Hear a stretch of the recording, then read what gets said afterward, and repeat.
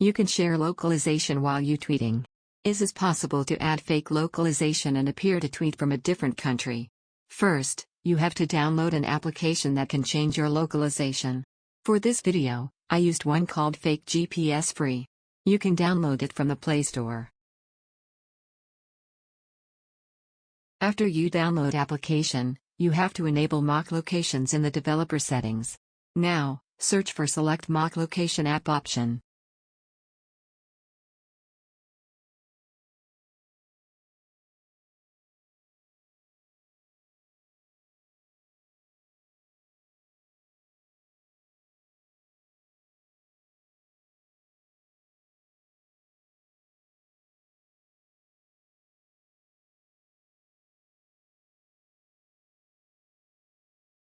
To add tweet location, click the fourth icon from the left. Enable to add location and allow access to your device's location.